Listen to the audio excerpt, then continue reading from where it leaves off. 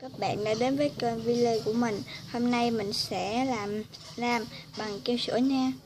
Đây là keo sữa, nguyên liệu không thể thiếu, đồ đựng, đồ khuấy và màu.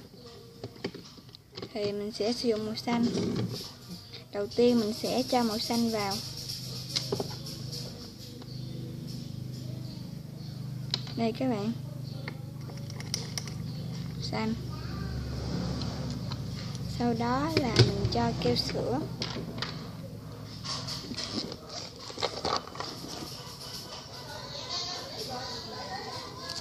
Keo sữa.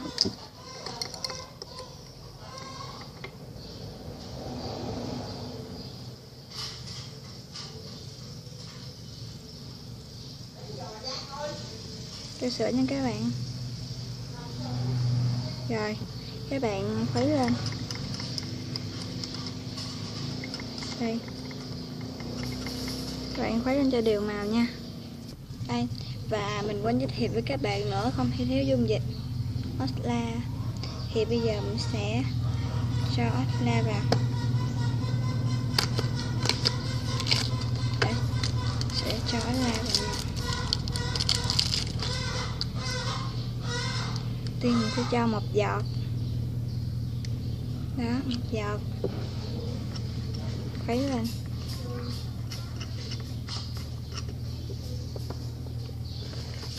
Đó, các bạn cho thêm giọt thứ hai.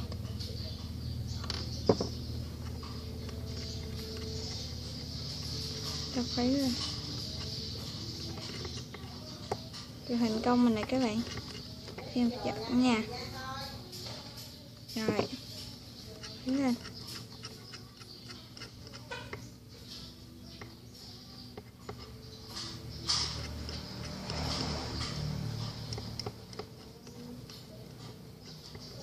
Rất là dẻo.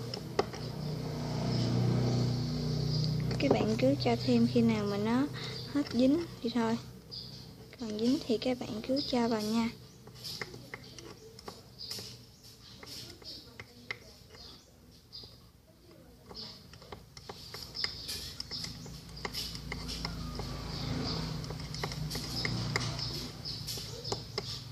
Rồi thành công mình này các bạn. Đây.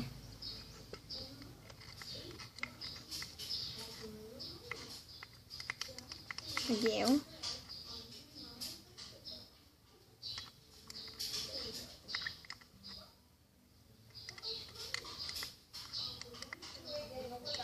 Rồi các bạn.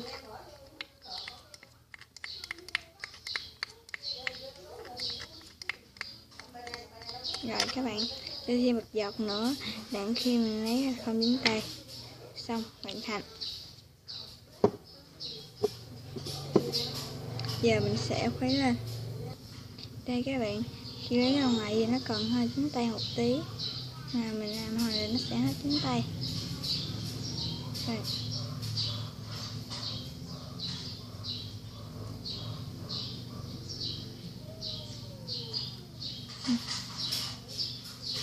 Rất là dẻo.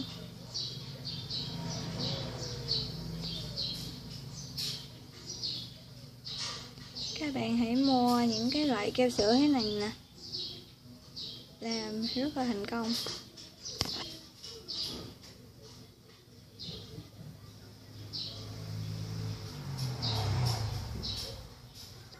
Đây này các bạn, sau khi mà nó bớt dính đi một tí á, nó sẽ như thế này, rất là dẻo. Sẽ kéo cho các bạn xem nè, rất là dẻo luôn. Thì mình sẽ để trong một cái bọc. Các bạn thì để trong những cái chỗ mà kín á, thì làm nó sẽ rất là bền và chơi được rất là lâu. Thôi, video của mình đến đây là kết thúc. Hẹn gặp lại các bạn trong những video sau nha. Bye bye.